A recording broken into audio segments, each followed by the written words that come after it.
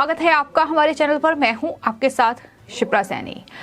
उत्तर प्रदेश विधानसभा चुनाव में बीजेपी की बड़ी जीत पर अब बीजेपी नेता अपर्णा यादव का ट्वीट सामने आया है, जिसमें उन्होंने ट्वीट करते हुए साफ तौर पर लिखा है कि बाबा को सजने जा रहा है फिर से ताज, आएंगे राम राज्य, जय श्री राम। ये ट्वीट अपर्णा यादव की ओर से किया गया है। उत्तर प्रदेश के इस सियासी दंगल में हमने देखा कि किस तरीके से मुलायम सिंह परिवार की छोटी बहू अपर्णा यादव बीजेपी में शामिल हो गई और कहीं ना कहीं समाजवादी पार्टी के लिए ये एक बहुत बड़ा नुकसान भी अपर्णा यादव साबित हुई है। जिस तरीके से लगातार उत्तर प्रदेश के चुनावी नतीजे सामने आ रहे हैं और अब उत्तर प्रदेश के ये जो रुझान हैं ये नतीजों में तब्दील हो रहे हैं और बड़ा फायदा बीजेपी को होता दिखाई दे रहा है। जिस तरीके से लगातार चुनावी नतीजे सामने आ रहे हैं, फिलहाल अपर्णा यादव का ये ट्वीट सामने आया है, जिसमें साफ तौर पर ये दिखाई दे रहा है कि किस तरीके से बीजेपी की इस प्रचंड जीत पर अपर्णा यादव बेहद खुश हैं। वो लगातार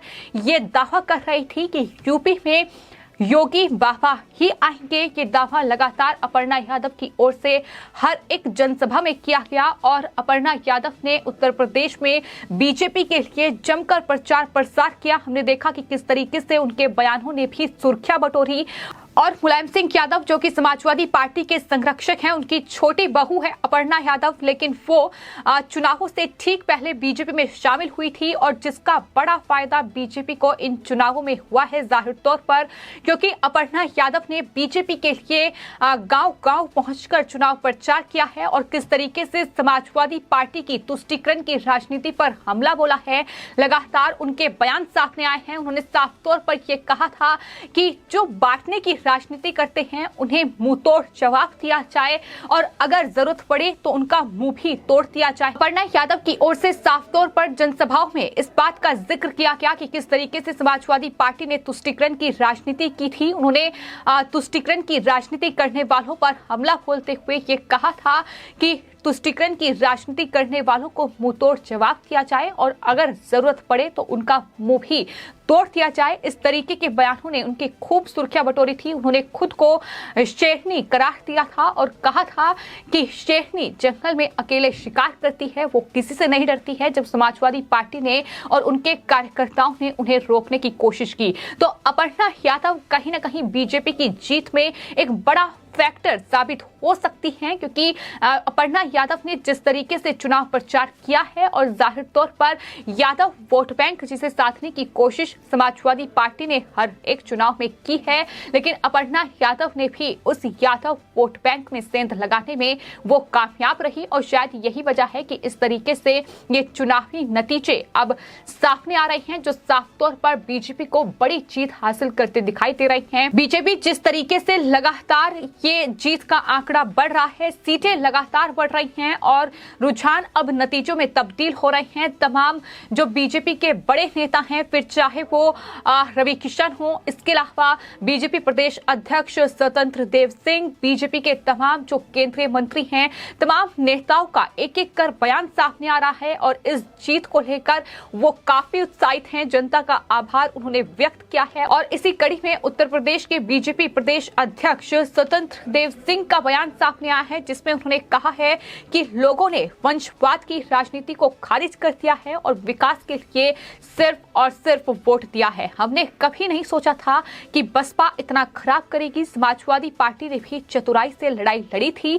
मैं सिर्फ इतना कहना चाहता हूं कि राजनीतिक दलों को जनता के लिए जमीन पर काम करना होगा। तो ये स्वतंत्र देव सिंह का बयान है, जो कि लगातार नतीजे आ रहे हैं उस पर उन्होंने ये बयान दिया है और अपने आप में बीजेपी के तमाम कार्यकर्ता फिलहाल जश्न में डूबे हुए हैं। बीजेपी के लिए ये एक बड़ी जीत कई मायनों में है, क्योंकि कई रिकॉर्ड ब्रेक हुए हैं। तो वहीं सीएम योगी आदित्यनाथ एक बार फिर से उत्तर प्रदेश का नेतृत्व करेंगे और इसको लेकर लगातार उत्तर प्रदेश की जनता बेहद उत्साहित नजर आ रही है और इस जीत का जश्न लगातार मना रही है। तमाम नेताओं के बयान सामने आ रहे हैं। इसी कड़ी में रीता बहुगुणा जोशी का बयान सामने आया है, जो कि हाल ही में चर्चाओं में रही थी और लगातार उनको लेकर भी तमाम खबरें सामने आई थी। लेकिन अब बीजेपी की जीत पर उन्होंने कहा है कि ये योगी और प्रधानमंत्री नरेंद्र मोदी की जीत है। ये रीता बहुगुणा जोशी का बयान सामने आया है। तो उत्तर प्रदेश के इस सियासी दंगल में अब जो नतीजे सामने आ रहे हैं वो समाजवादी पार्टी, बसपा और कांग्रेस पार्टी के लिए बेहद ज्यादा परेशान करने वाले हैं। लेकिन वहीं बीजेपी के लिए ये नतीजे बड़ी राहत और बड़ी अच्छी खबर लेकर सामने आए हैं, क्योंकि कई रिकॉर्ड बीजेपी ने ब्रेक किए हैं। इसके अलावा जिस तरीके से समाजवादी पार्टी ने बीजेपी पर तमाम आरोप लगाए, उन्होंने जाति कार्ड खेलने का आरोप लगाया कि जातिगत राजनीति बीजेपी की ओर से की जा रही है। इतना ही नहीं, लोगों को परेशान किया जा रहा है। तमाम आरोप लगाए गए कि किस तरीके से जनता को बरगलाने की कोशिश की जा रही है, लोगों को धर्म के आधार पर बांटा जा रहा है। तमाम तरीके से माफियाओं पर जो नकेल कसी गई उस पर भी अखिलेश यादव ने सवाल उठाए।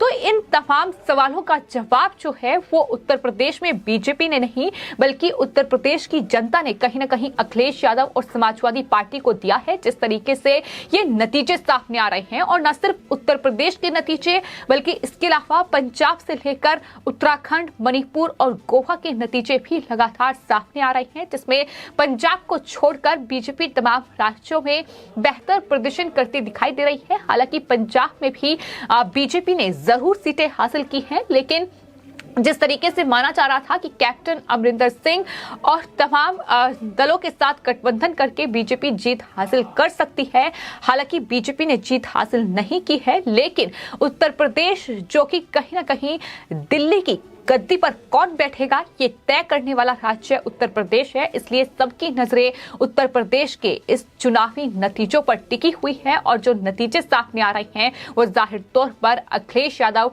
और समाजवादी पार्टी, आरएलडी और तमाम इन पार्टियों के लिए बेहद ज्यादा हैरान और परेशान करने वाले हो सकते हैं। क्योंकि जिस तरीके से समाजवादी पार्टी ये उम्मीद लगाकर बैठी थी कि समाजवादी पार्टी की सरकार बनेगी, लेकिन कहीं ना कहीं सीएम योगी आदित्यनाथ के नेतृत्व के सामने समाजवादी पार्टी कहीं भी टिकती नजर नहीं आई। और यही वजह है कि अब अपर्णा यादव की ओर से भी ये ट्वीट किया गया है। अपर्णा यादव जो कि बीजेपी की जीत में एक बड़ा फैक्टर मानी जा रही हैं, क्योंकि जिस तरीके से चुनाव से ठीक पहले वो समाजवादी पार्टी के परिवार को छोड़कर बीजेपी में शामिल हुई, वो उस परिवार को छोड़कर बीजेपी में शामिल हुई जो परिवार बीजेपी के खिलाफ अपनी सियासी लड़ाई लड़ रहा है। तो जाहिर तौर पर इसका बड़ा प्रभाव जो है वो कहीं ना कहीं देखने को मिला है चुनावों में। और अब अपर्णा यादव ने बीजेपी की इस बड़ी जीत पर यह ट्वीट किया है कि बाबा को सजने जा रहा है फिर से ताज, आएंगे राम राज्य, जय श्री राम। तो धर्म के आधार पर बांटने की राजनीति और वहीं तुष्टीकरण की राजनीति, तमाम महंगाई से लेकर बेरोजगारी, गरीबी, तमाम मुद्दों पर समाजवादी पार्टी ने घेरने की कोशिश की बीजेपी को खास तौर पर। लेकिन बीजेपी की जनता ने जिस तरीके से वोट दिया है, जिस तरीके से मतदान किया है, उसने साफ कर दिया है कि बीजेपी की जो रणनीति रही है, बीजेपी की जो नीतियां रही हैं, जो योजनाएं रही हैं, जो उत्तर प्रदेश में काम उन्होंने किए हैं, जो उत्तर प्रदेश की जनता के दिल में जगह बनाई है, कहीं ना कहीं समाजवादी पार्टी उस जगह को भरने में कामयाब नहीं हो पाई। क्योंकि तमाम योजनाओं का लाभ, सबसे बड़ी योजना जिस तरीके से राशन हर किसी को उत्तर प्रदेश में डबल इंजन की सरकार ने दिया, इसके अलावा महिलाओं की सुरक्षा, बेहतर हुई कानून व्यवस्था, तमाम ऐसे मुद्दे थे जिसको लेकर उत्तर प्रदेश के इस सियासी दंगल में बीजेपी उतरी थी। उत्तर प्रदेश में जिस तरीके से चुनाव प्रचार में बीजेपी ने पूरी ताकत झोंक दी और तमाम केंद्रीय मंत्रियों से लेकर तमाम बीजेपी शासित राज्यों के मुख्यमंत्री, इसके अलावा खुद प्रधानमंत्री नरेंद्र मोदी ने चुनावी रैलियों को संबोधित किया और साफ तौर पर विकास के नाम पर वोट की अपील की गई, योजनाओं के नाम पर वोट की अपील की गई, जनता को ये बताया गया कि आखिर क्या काम उन्होंने किए हैं। लेकिन वहीं समाजवादी पार्टी में एक दूसरी ही तस्वीर देखने को मिली, जहां ईवीएम पर ठीकरा फोड़ा गया, जहां सिर्फ और सिर्फ धार्मिक कार्ड किसानों को बरगलाकर वोट साधने की कोशिश की गई। तो ये तमाम चीजें हैं जिसका खामियाजा फिलहाल समाजवादी पार्टी को उत्तर प्रदेश में भुगतना पड़ा है और बीजेपी एक बड़ी पार्टी बनकर एक बार फिर उभरी है। बहुमत के आंकड़े से कई ज्यादा गुना बीजेपी सीटें उत्तर प्रदेश में लेकर आ रही है। तो जाहिर तौर पर यह बीजेपी के लिए बड़ी और अच्छी खबर है, क्योंकि तमाम रिकॉर्ड ब्रेक करते हुए बीजेपी ने यह रिकॉर्ड जीत हासिल की है। हालांकि इस जीत के बाद अब तमाम वो नेता भी सवालों के घेरे में हैं जो बीजेपी को छोड़कर समाजवादी पार्टी में शामिल हुए थे। बात चाहे स्वामी प्रसाद मौर्य की जाए, धर्म सिंह सैनी की जाए, और इसके अलावा भी तमाम कई नेता थे जो बीजेपी को छोड़कर समाजवादी पार्टी में गए ताकि वहां कहीं ना कहीं अपनी इस सियासी सफर को आगे बढ़ाया जाए। लेकिन हार के साथ ही सियासी सफर पर भी ब्रेक लगता नजर आ रहा है। स्वामी प्रसाद मौर्य के अगर बयानों पर गौर किया जाए तो पता चलेगा कि किस तरीके से स्वामी प्रसाद मौर्य ने बयान दिए हैं। उन्होंने कहा था कि जिसका मैं साथ छोड़ता हूं उसका कोई वजूद नहीं रहता, और मायावती इसका जीता जागता सबूत है। लेकिन आज स्वामी प्रसाद मौर्य को यह जवाब देना पड़ेगा कि आखिर इस तरीके की जो टिप्पणियां की गई उसका कोई असर जनता के बीच होता नहीं दिखाई दिया है, और स्वामी प्रसाद मौर्य खुद अपनी सीट पर हारने की कगार पर पहुंच चुके हैं। तो फिलहाल ये है चुनावी नतीजा जो लगातार सामने आ रहा है। रुझान लगातार नतीजों में तब्दील हो रहे हैं। बीजेपी लगातार सीटों की संख्या में जो है बढ़ोतरी हो रही है और लगातार जीत हासिल करती दिखाई दे रही है। तो फिलहाल जीत पर ये तमाम बीजेपी नेताओं के ट्वीट जो एक एक कर सामने आ रहे हैं, और लगातार जश्न की तस्वीरें तमाम राज्यों में बीजेपी दफ्तर से सामने आ रही हैं, और खासतौर पर उत्तर प्रदेश में लगातार जीत का जश्न बीजेपी के कार्यकर्ता और बीजेपी के तमाम नेता मनाते दिखाई दे रहे हैं। फिलहाल आपकी इस पूरे मामले पर क्या राय है, हमें कमेंट बॉक्स में जरूर लिखें और चैनल को सब्सक्राइब करें। धन्यवाद।